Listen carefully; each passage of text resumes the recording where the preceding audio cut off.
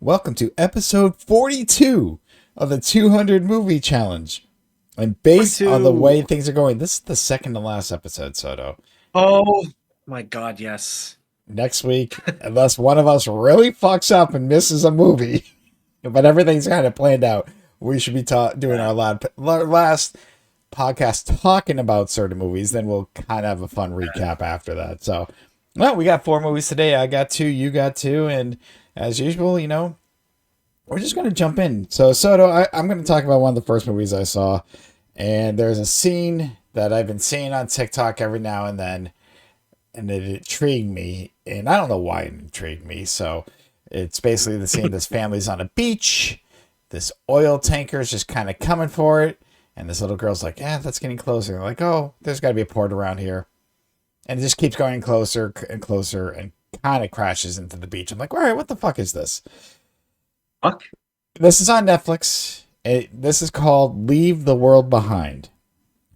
Oh, you're gonna love yeah. this. This has Julia Roberts, Ethan Hawke, who I love Ethan Hawke. I've loved him since I saw him, love like Ethan before Hawke. Sunrise and Sunset. Sunset Hawke. was Sunrise was first, Sunset was second, and then also a small role by Kevin Bacon. So Wow. yeah, no, this is fairly new. This just came out in 2023. So 2.5 hours roughly, but yeah, let me get into this. Yeah, no, there is a lot to this. And first of all, so Ethan Hawke and Julia Roberts, they are married and they are like, hey, let's just do a family vacation. We just need to get away. And they're like, okay, nothing seems on the rocks. They seem like a typical whatever family. And they rent this house from this guy. She finds it online. She goes there. It's this nice house, pool, everything like that. And yeah, so this, as I just kind of explained, they go to the beach, and weirdly enough, this oil tanker thing happens. They don't know why. They're like, what the fuck? Because like you kind of had that response, like, wait, what? Why? And as I'm they intrigued. get back, so they get back to the house. Because I also met part of that scene, like, as it's getting closer, like, grab your stuff, and they're running to the sideways, which FYI, kind of like a train.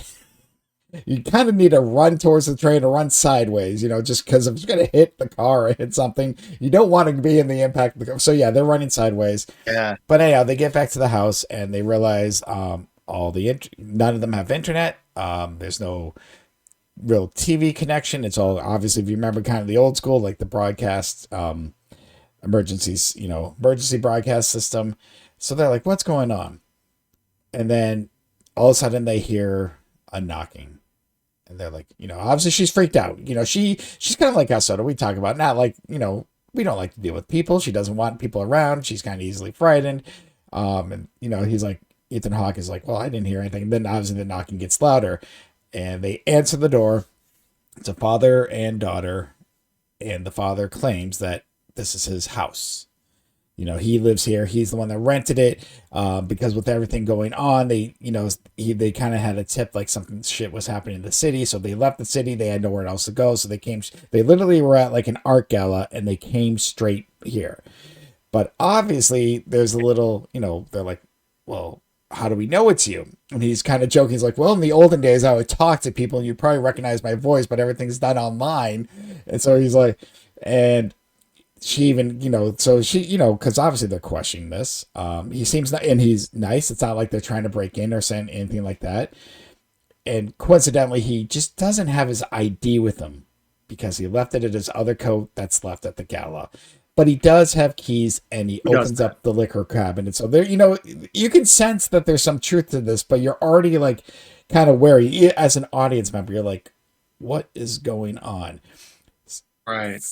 So it's not just that. So obviously they're kind of, they're kind of staying in the same house because they have no contact to the outside world at the moment. None of their phones are working, not just like the internet, but they can't even call anyone. And weird things are just happening. So like, so like all of a sudden, like all this deer is appearing in their backyard. They're just kind of just noticing people are just buying, like a bunch of water, So this movie, what it does well is it creates the tension, and as an audience, you don't know what the fuck's going on because not only you're kind of worried about these two people at first, just like, who are they? Why do they appear? You say it's their house, but you're also like, what's going on in the bigger picture? Because there's something going on, but you do not know what. And he's like, and he's some sort of like, we had to leave. This city is getting crazy. We were lucky to escape. And, so again, there's nothing that says, that you don't trust the guy. You honestly, great actor. I think his name is, I'm trying to pull it up Mahershala Ali. I think. Oh, he's a great actor. Yeah. So you know him, and so you believe him. Like, there's nothing he does, but obviously there's that tension. But then things are going around. So he's trying to go into town, and they're just trying, because trying to figure things out. And he goes off to this kind of like this beach area, and he sees like this plane that has crashed. He's seeing remnants of like a plane, seats and whatnot.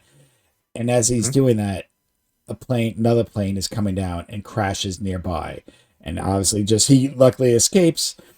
So as you can see, because obviously with no internet, you're like, what's going on? So I think, I don't want to spoil it too much, but this is pretty good. This feels like it should be a horror movie. This does what it needs to do, because, I don't want to give away the end or what realistically, because when they hit you with everything, you're just like, holy shit, yeah, that's real. You're like, because Soda, what would this world come to without internet? What would this world? We've joked about this time. We were like, fuck the internet, but really think about this. If all of a sudden your phones and everything, you had no contact and you don't know what's going on, there is paranoia. There's, can I, not just trusting like everyone. Can I trust these people who, it's their house? So I am going to give what is a scene, and I'm going to this is not a spoiler, but there's the scene that I like. If anyone that's actually listening, turn it off. So it's funny, but when you think about it, you're like, holy shit, yeah, that could happen. So obviously they know he's the owner of the house, and they're like, listen, you take care of you, but we're going to my sister's place. We just need to be with our family. And then he's like, listen, the city you're going to go through the city. You need to stay here. It's safer. They're like, well, no, we need to do this. So he lets them go, because even though he knows like they have to kind of go through the city. So all of a sudden they're coming to like where this traffic, and there's a bunch of white cars stopped.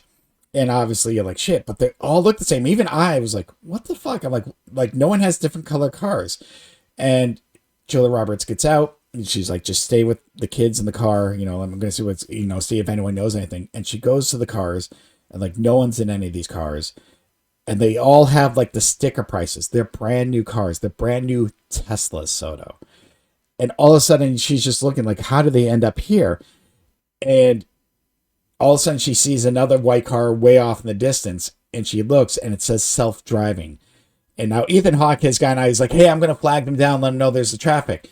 And she's just like, she's yelling, get in the car. We have to get out of the way. And he turned, they get in the car. She turns it, and the Tesla almost hits them.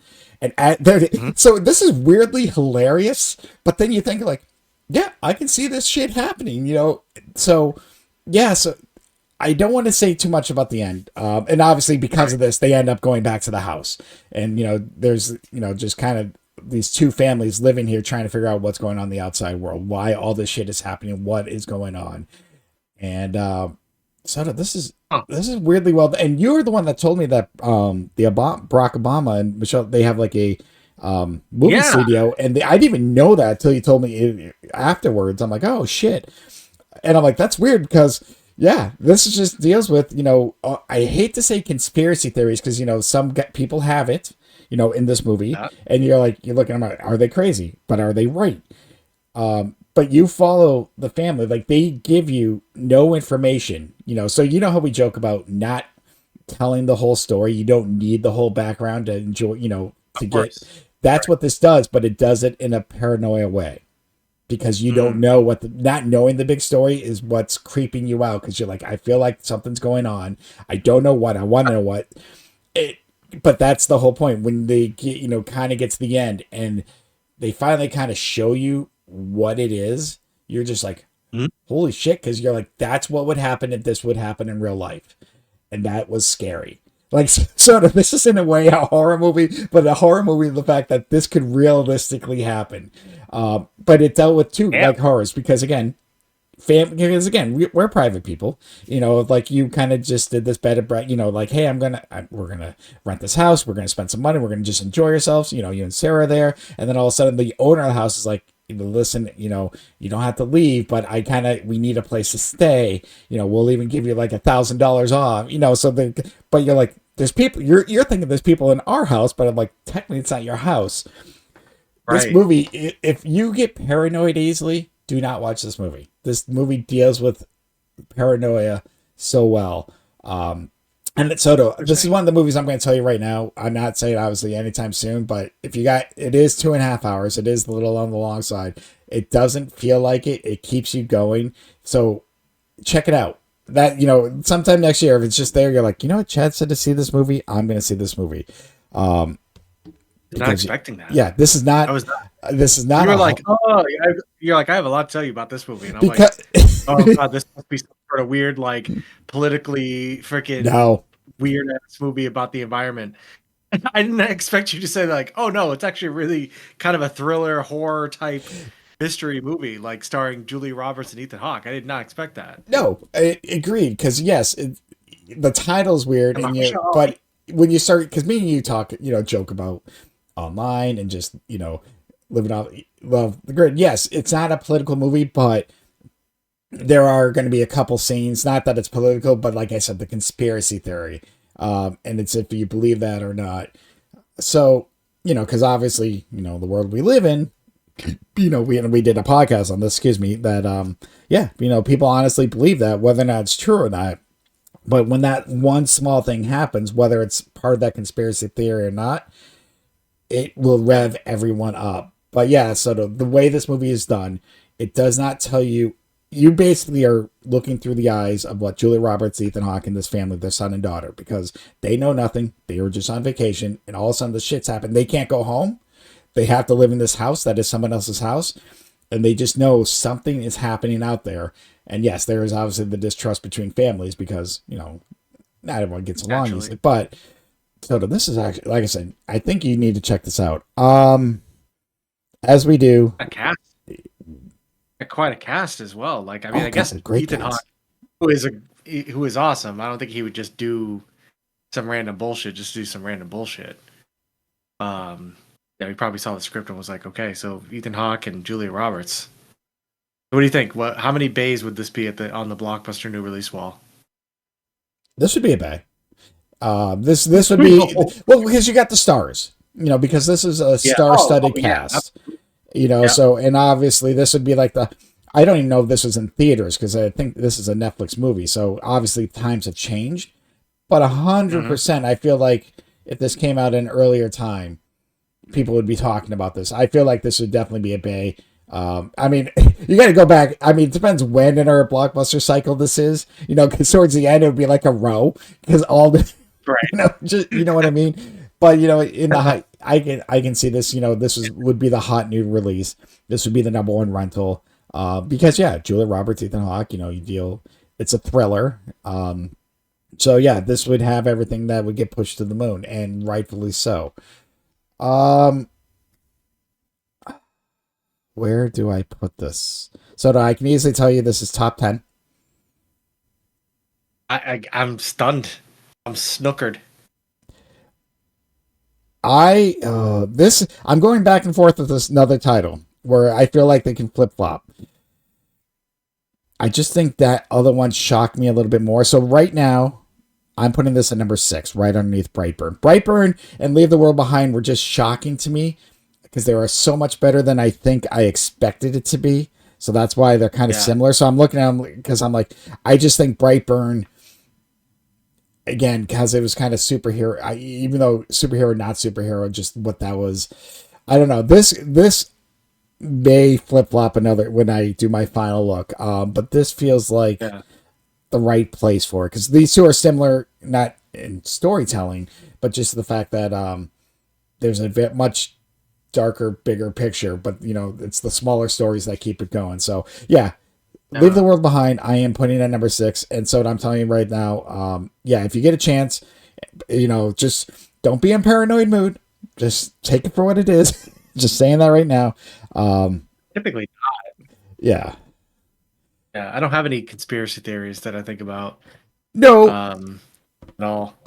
but you've joked that the real world is scary, and that. Look, Market Basket, yeah, absolutely. Like, I just did Market Basket today. That's the supermarket, and that shit was terrifying.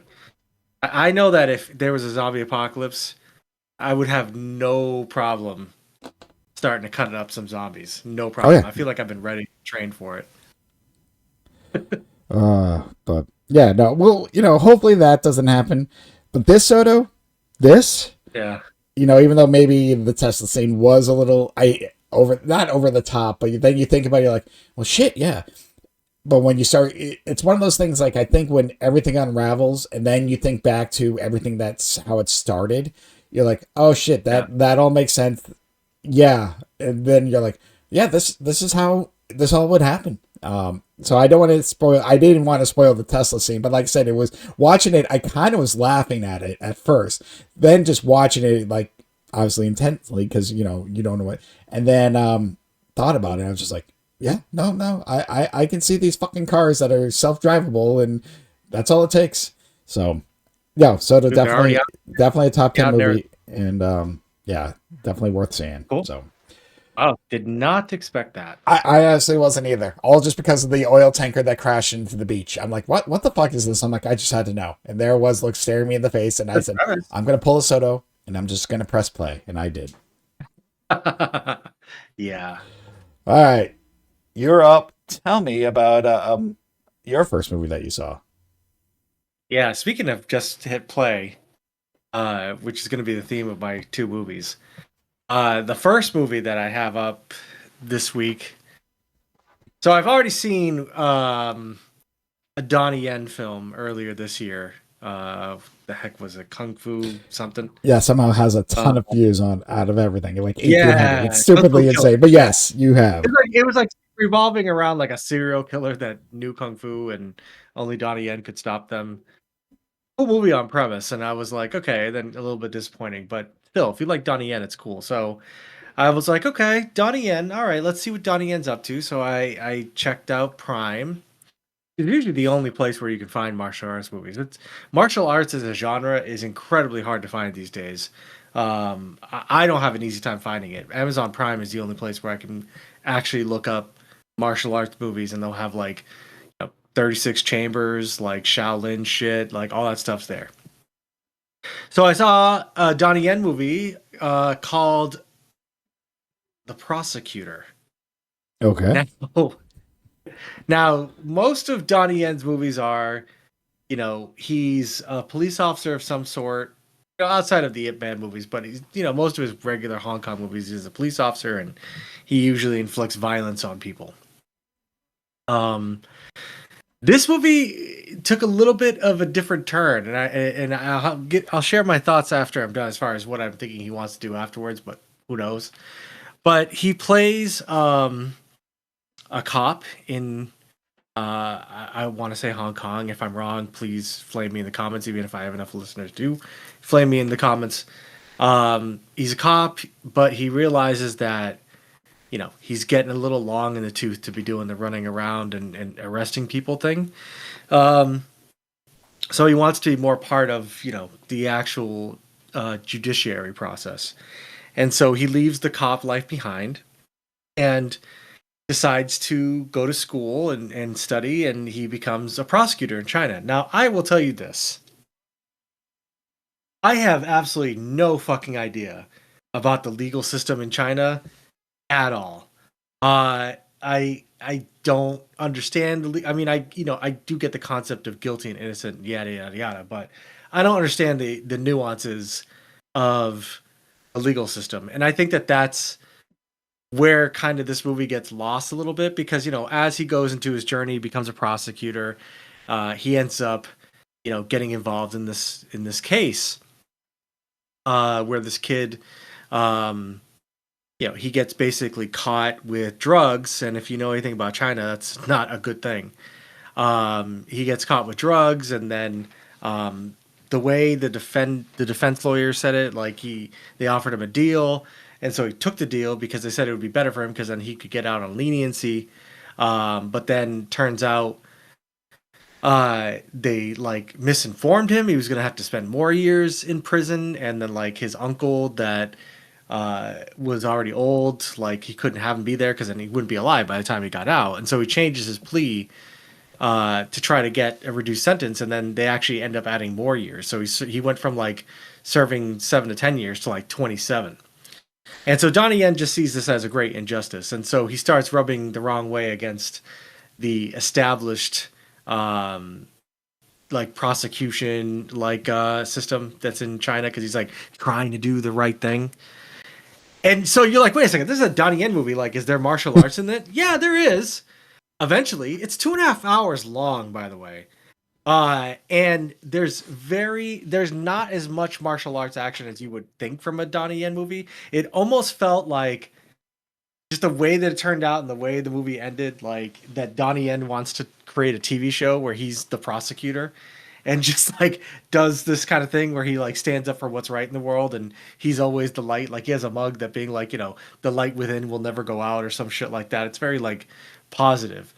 But there's only really one climactic martial arts fight, and it takes place at the end, where he's trying to get a witness to the court, and of course on the subway train, all the bad guys are trying to silence the witness, and so Donnie Yen has to kick all their asses on the train, and that was done really well.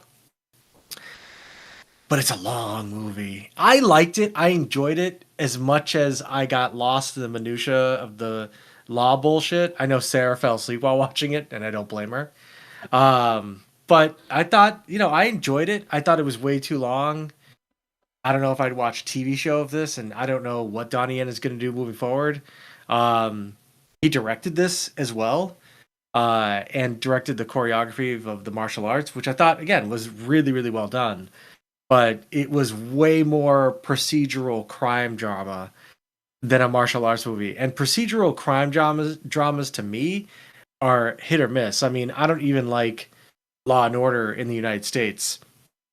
Like when I think about those kind of movies, like A Time to Kill or like A Few Good Men, I like those types of movies. Um, but they're few and far between. So I think that just the fact that it had so much to do with like the Chinese law system that I don't understand with very kind of little martial arts, I think would turn off a lot of like traditional Donnie Yen fans in this film. Interesting. Yeah, because so even just looking at like the thumbnail for it, I was just like, oh, this just looks like guns, action, soda type of movie. Just what? Guns and action. I guess there kind of is, but not that much. But I'm saying with the thumbnail because it's just Donnie. Because all I see is Donnie Yen holding a gun, pointing it at. Again, I'm just going off the thumbnail. Is all I'm saying before you even said anything. Because when you told me, I'm like, oh, okay, Donnie Yen. This makes sense. Martial arts, blah blah blah. But no, you kind of got some illegal too. So yeah. Oh. Where would I put this? Right? That's the question. And let's see if this could say 10 reviews like his other one. Which I still do not know. I don't understand. And I'm sorry if you do watch this and I butchered where he's from. Don't sue me. I don't get paid for this. So where I'm thinking about this. So what I'm thinking about this. Ooh, it's fallen. It's fallen down. Actually, you know what? I think that I enjoyed this a little bit more than Insidious: The Last Key. So I'm going to put this at 79. Oh, way down there. I was seeing what Kung Fu Killer was. You have that at 64 currently. I'm like, all right, let's probably go down. I had action. Yeah. And I was like, up, down. But yeah. So right above Insidious: The Last Key, right underneath The Conjuring: Last Rites, so the prosecutor sliding in, dividing a couple of horror movies. Yeah, I think that's the area that it kind of deserves to be in. Okay. So these are the only two John. Yeah, from what you told me. And it's 2.5 hours. I mean, I know I just talked about it didn't need to be that long. It didn't need to be that long. And again, I didn't for a lot of this movie, I didn't understand what was happening. Well, because I don't know anything about Chinese law, right? I mean, I don't know if you do, but in your spare time, you study like how the law works in China. Like, educate me. But I feel that I don't mind a movie that's a little obtuse or a little bit hard to understand. It was way more understandable than Tenet. I'll tell you that much. Because Tenet, I still don't understand what the fuck was going on in that movie, but I enjoyed it. So a lot of it, I didn't get like in typical American sort of law movies, you kind of have an idea of like when something good happens in court, right? Like I can reference, My Cousin Vinny, right? Everybody knows My Cousin Vinny. Everybody's seen it, and Americans can kind of follow along with the wins and the gotchas, right? Because we kind of have a sense of the American judicial system. I have no idea what the hell's going on in China. They wear wigs. Wait, what? Like British people. Well, kind of like how British people wear these like kind of white sort of powder wigs. Like they do that in their like nowadays in China, I guess. I don't know why. I mean, I'm sure that's something that's being colonized by the Brits at some point in their history, but I'm not that smart. So I didn't understand a lot of what was going on, but had decent action, but I will probably never see this again. That's the case with half our movies. Maybe two. I don't know. There's some actually good movies in my top 10. I'm like, I don't know if I'd watch it again. There's definitely movies in my top 10 I'd watch again for sure. Oh, there is, but there's also a couple I know I just like I wouldn't watch again. Most likely, it was just a very powerful movie. But so I got a question for you. Oh, this is not really a segue. It kind of is, but going from Chinese prosecution to whatever. I got to ask a question up front, and just give me your honest Soto opinion. You don't, Okay. If I were to tell you what your thoughts of a cult were, or if I told you I was going to join a cult, what would you instantly think? What would you at first think, instinctively, when you hear the word cult? When I hear the word cult, yes. Oh my God, this is referencing that podcast we had about this. I always think of a sex cult. That's the first thing I go to. I'm like, danger, Will Robinson. I never think it's a good thing. Okay, that right there, it's never a good thing. I always think it's never a good thing. No. But that is everyone's gut reaction. Like I always think don't drink the Kool-Aid. Don't drink the Kool-Aid. Yeah, for sure. So Soda, ask you that because I saw a movie, the 2024 movie called A Sacrifice. Now, this movie really deals with the idea of a cult, but it's not just the weird things that happen. You kind of see the innocence, how people can actually find themselves in a cult, because sometimes. Of course. So, and I think that makes this a little bit different, because you're right. Anytime I hear that word, you're like, oh, it's not a good thing. So, excuse me. This movie stars Eric Bana, whatever. Yeah, but I remember him. Also stars Sadie Sink. Actually, the second from Stranger Things. Stranger Things. Actually, the second movie, she was in The Whale, which we were just talking about. It's a movie I would never watch again, but was a very powerful movie. I say that, and I speaking of Stranger Things, I have not seen the new season, but anyhow, watching this, I realized something. I think out of all the young actors and actresses in Stranger Things, Sadie Sink is going to have a huge career. Like we're going to see big. I think she's in the few movies I've seen of her this year for this project. Like I'm like, she's a fucking good actress. I mean, I know like Stranger Things is its own thing, but the things she's done outside, I'm like, damn. So yes, obviously I mentioned cults. So she is visiting her dad, played by Eric Bana. She's going to Berlin, Germany. She's going to study. She's going to do a semester abroad. Her parents are obviously about to go through a divorce, yada, yada, yada. So, you got these estranged parents. So that's why she's over there. And on the way on the train, she meets a guy. They kind of have like this flirtatious, nice connection. But you kind of find out that, yes, he talks about being part of this group.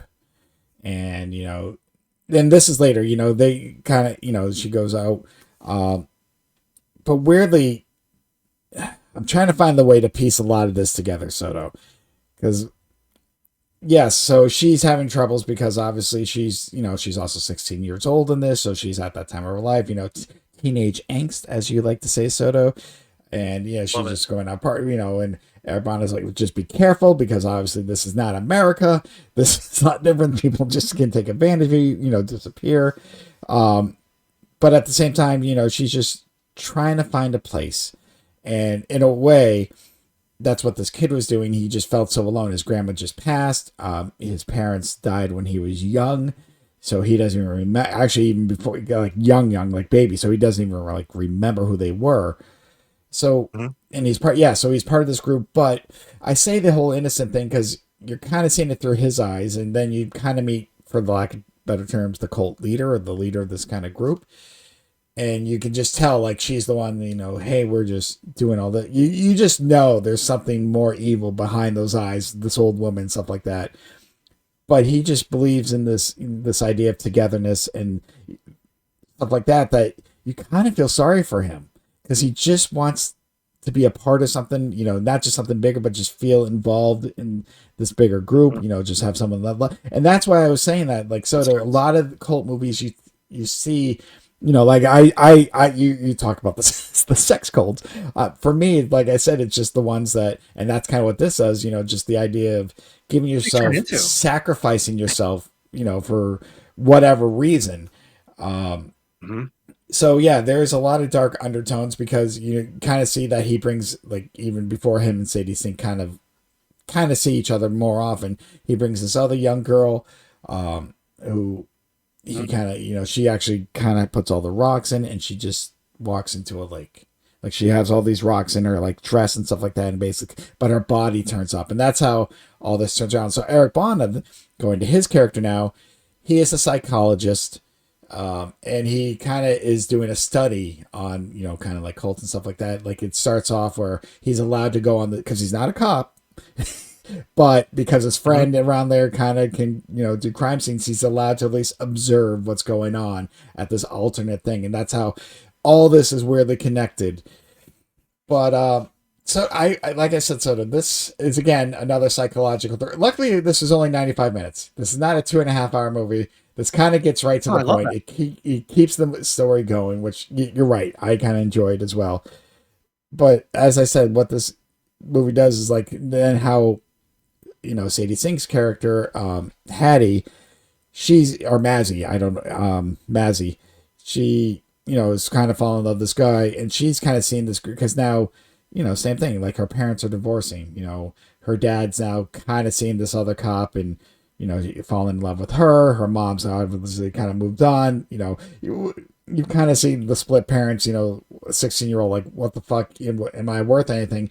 And how she slowly is seeing this group and, how she, like, hey, she kind of thinks of it as therapy at first because, it's a way for her to talk things out and, they understand me. But yeah, so there's really not much more to say.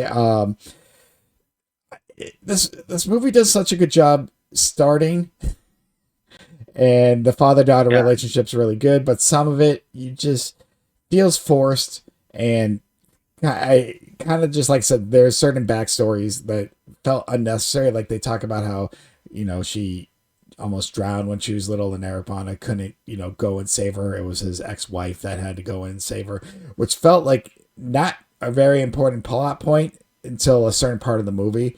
You're like, this is why they said it. He has to overcome this fear. He's going to find, you know what I mean? Like, I felt like things were introduced. While a lot of this was interesting, a lot of things were introduced just for the sake of having this moment and not organic. That's the word I'm looking. It just didn't feel, the first half of this movie felt very organic, whereas the second half, it's just like, let's just get these characters in these situations. And then you're like, like there was a little disappointment. I liked where this was going, and then there was just these weird turns that, while still a good movie, I just felt like this could have been so much better. I did not expect me to watch a cult movie. I did not know what to expect when I had Netflix and they show that train scene of them. I'm like, all right, hey, Sadie Sink. And that's pretty much why I played it. I'm like, I liked her in The Whale, and she does an amazing job in this. Actually, all the actors do an amazing job in this, but I don't know where the story lost its way, and that was kind of unfortunate because I felt like this could be a more powerful movie, a more powerful subject. It Mhm. just fell into the same cult tropes, and that kind of was actually kind of disappointing for me. So I mean, I Colts do the same. I've seen so many documentaries on Colts. They end up the same way. And I joke around saying sex cults, but it always starts with this really positive idea, and it always ends up being about some fucked up sex thing. Always, like the main person ends up getting like a harem of women, and like they do sexual favors for him, and it's always like, at least like in real life. I don't know how this movie turns out, but in real life, it always ends up that way.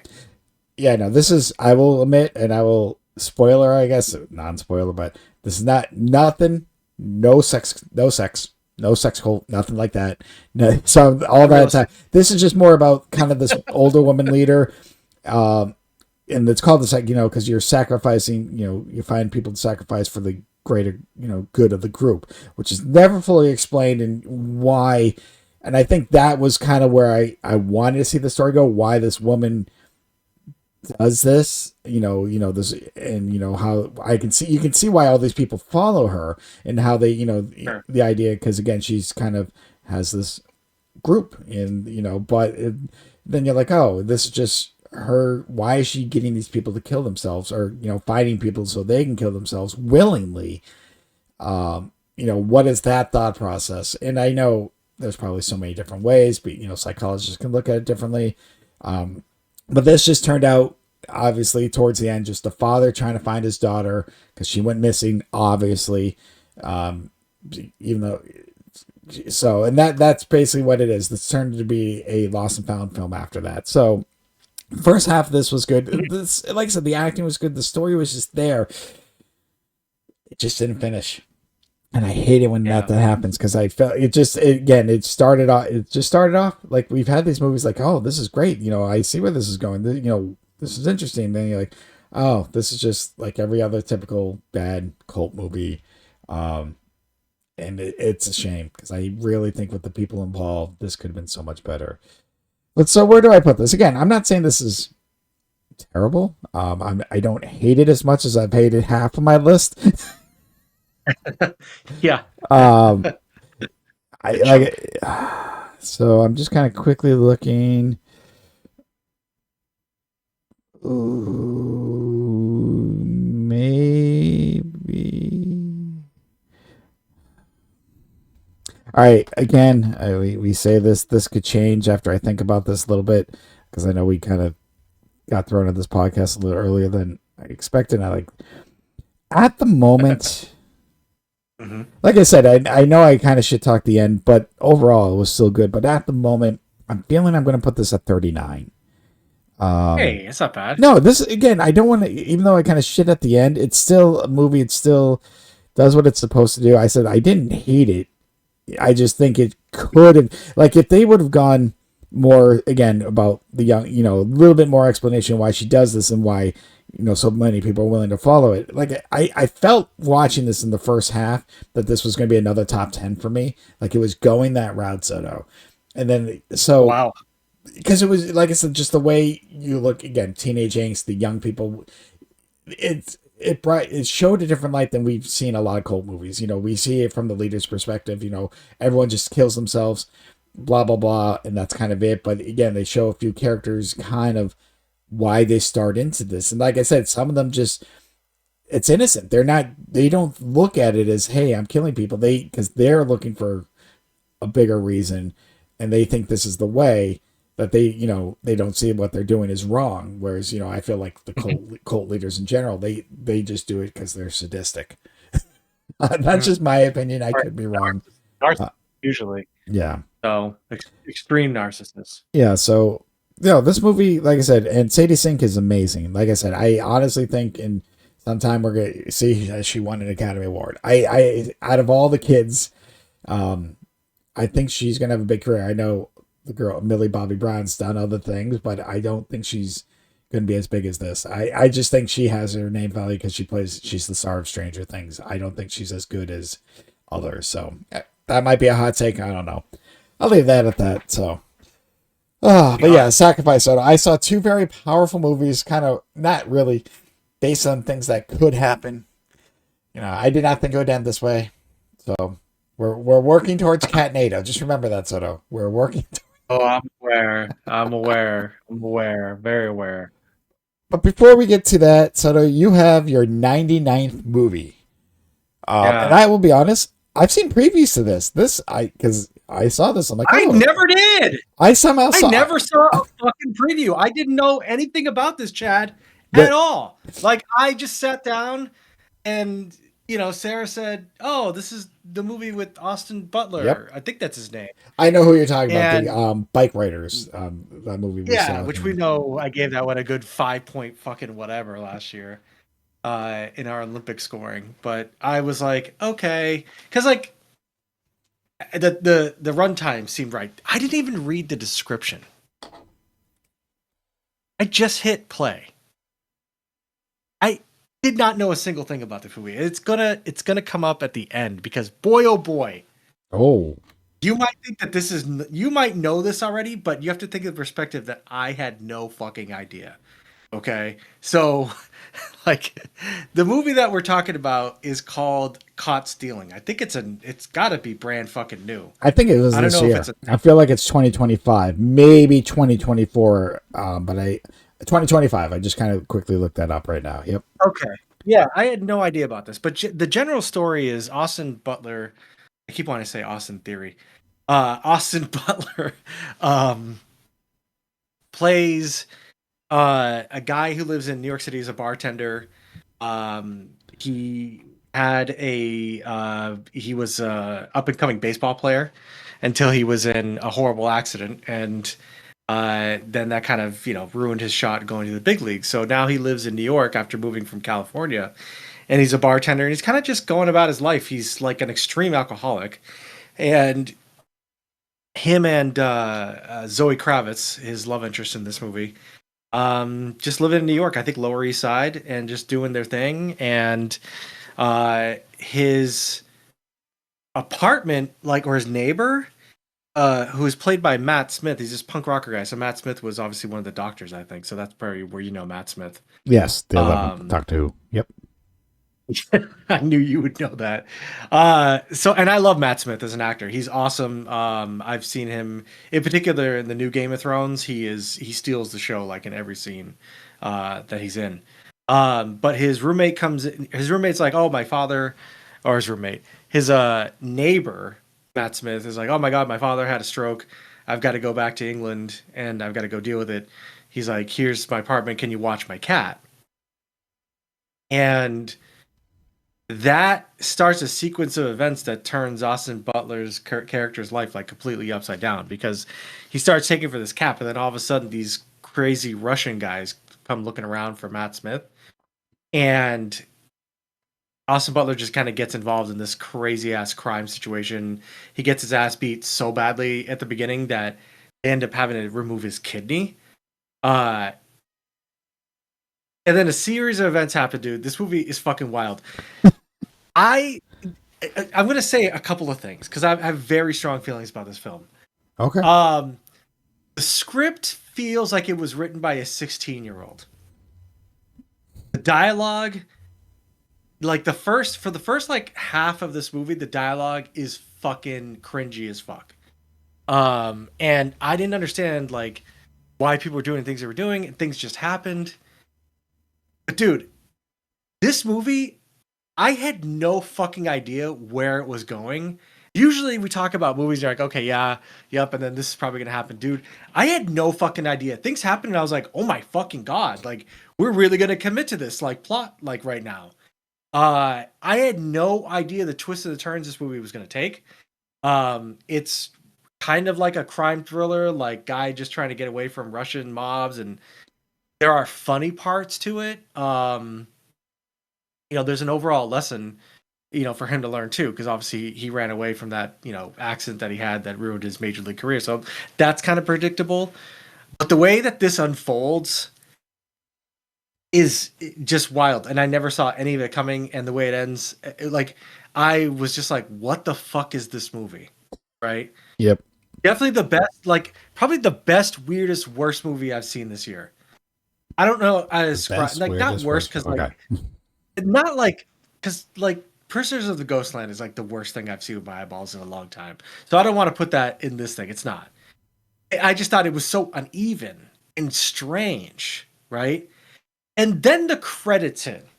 Okay, the credits then go directed by Darren Aronofsky, and I fucking was like, "What the fuck?" Darren Aronofsky directed this shit? Like the director of Requiem for a Dream and The Whale and The Fountain? The Fountain. Like all Yep. these The like Wrestler. all these all these crazy movies that I've seen. I had no fucking idea that this was his movie. Huh. Like there was a part that they were around Coney Island and he was on the beach and he's looking at the ocean. And I thought to myself, oh, this reminds me of Requiem for a Dream because it's a very similar scene. Jennifer Connelly's in a red dress. She's staring at the ocean, like, you know, that whole thing. And so I had that thought. It was nothing like a regular Darren Aronofsky movie. It was written like stupid, but the plot was still interesting. Um, I really don't know what to make of this movie, to be quite honest with you. And it was, again, the biggest surprise twist of it was finding out who directed it at the end of it. I had no idea that I was watching a Darren Aronofsky film. No idea whatsoever. Like, would I recommend this movie to anybody? I mean, I don't know. I guess if you no, I wouldn't. I mean, if you're curious, sure, go ahead. I am probably never going to see this again because again, it was like the script literally felt like somebody had just gotten out of film school and they were trying their best to write really cool dialogue. That's hard for me to describe that, but when you hear it, you know it because if you've watched movies. If you watch a movie and you have an ear for dialogue, you'll know when it's coming across, it's not authentic. And I felt that again, there were parts of it that were like that, but there was surprising violence in this film that I did not expect. Again, I mentioned him getting his ass kicked where he had to get his kidney removed. I mean, in that scene, he ends up pissing blood, and that's how he knows that nothing good is happening. And like people die in terrible ways really quickly. Oh, also, Bad Bunny is in this. Yeah, I'm looking at the cast. You know, Vincent D'Onofrio. Yeah, Bad Bunny. Carol Kane. Vincent D'Onofrio, unrecognizable. I was looking at him and I was like, that looks like Vincent D'Onofrio to me. Like when I was watching it. But I'm not one of those people like my wife will stop watching a movie and look up who she thinks the person is in the middle of the movie. I cannot do that. Like I'm like, you know what, that person does look familiar. But if it's still important to me, I'll just stick around for the credits or I'll just look it up after the movie. I don't stop the movie in the middle to just go like, oh yeah, I did see this person in that movie. So yeah, Vincent D'Onofrio's in it. Zoe Kravitz, incredibly attractive. Probably the best part about this movie. Um, Leaf yeah, man, Schreiber. it was Yeah. Leaf Schreiber. I did not recognize at all in this film. Yeah, it was very surprising. Very surprising film overall.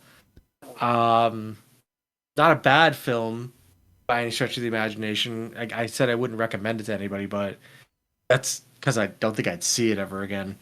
Um, because I don't know who this movie is for. Because it almost starts like a predictable kind of like a heist film. Not a heist film, but like a predictable like wrong place, wrong time for a guy kind of a movie. And he gets involved and stuff, and now he's got to kind of like get his way out of it, even though he's like way in over his head, right? How many movies like that have you seen in your Plenty. 2,000, 3,000 movies you've seen? Yeah. It starts off in that predictable formula, but then it goes way off the rails into other parts that you wouldn't expect, which I'm not sure if, like, if you're putting this on Friday night, like, I thought when I just hit play that I was going to put something on that pretty mindless, right? I'd be watching it for 90 minutes and then I'd be like, okay, cool, that was fine. But I was like weirded out the whole time. I didn't every twist and turn. I was like, I didn't expect that to happen. I did not think that was going to happen. And I will add this before you get to your numbers real quick, because you joked about if a 16-year-old wrote it. No, he is 56, 57. And I only looked up he's never done a screenplay, but he's wrote novels. This is based on one of his novels, but then this guy has also done a lot of comics. He rebooted Moon Knight. He's done like Wolverine, Deadpool, like certain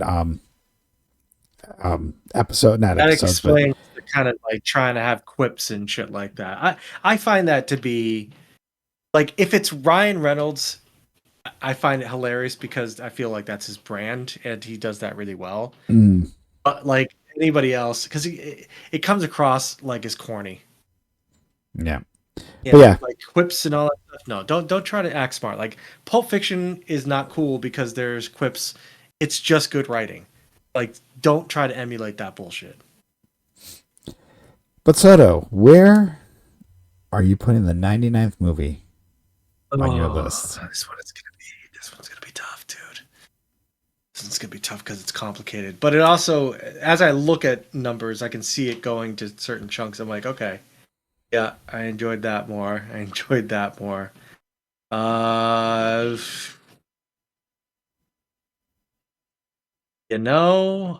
gonna say that.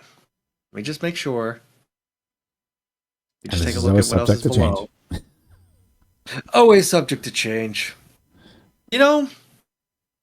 I would say that 43 feels good for this. Underneath the Northman and better than Barbie. Okay. Yeah.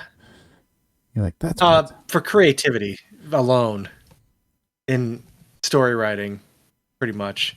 I mean, Barbie was just, I don't even remember what the fuck even happened in Barbie. God, I saw Barbenheimer this year. You did. That was a thing. I didn't do it back to back. I think I would have not had a good time with that, but I actually did the Barbenheimer thing. No. I would not want to watch those two movies. We'll bring that up a lot. Like a lot. Like, just fucking start off with the whiskey. Like, we're gonna go fucking crazy on this shit. But Soto, that's gonna do it for episode 42. Nice. We only have one episode left because yes, we only got 3 movies. I mean, we're doing the same movie for our 200th, so we're both going to be watching 2 movies. Yeah. But by the time we talk next week, and whenever this gets released, that is it. Yeah, that means we can watch whatever the fuck we want again. Oh my god! And let me tell you. I want to tell you this. I am listening. I watched a movie this weekend that I had already seen, and you know what? It felt great. It felt right, didn't it? It felt awesome. It felt awesome. That movie was Snatch, and let me tell you, it's one of my favorite movies. It was such a pleasure to just know what I was watching and why I was watching it. Like, without having to be like, oh, where's this going? Or try to do the mental gymnastics, which is tiring, right? Like, when you watch a movie the first time, it's always like, you're actively engaged with it. You're trying to figure out where the fuck it's going and what's going to happen. Yeah. But when you watch a movie that you've already seen, you can just fucking relax. You already know where it's going. Now you get to just enjoy it for what it is. Just let it be. And that's, dude, I cannot wait to watch movies that I've already seen. Oh, it's going to be great. Oh my god, so much more free time. That's gonna be a whole podcast after this is all done. But yeah, that should do it for us. My god, we still haven't. Let us know what you thought about any of these movies, and all we know is I think you have a movie that you've already started. But yeah, Catnado will be number 200, and you ask us why? Dude. Just because we want to. That's why. Let's fuck it. Go watch good movies, people. Just go watch good movies. Go watch good movies, yes.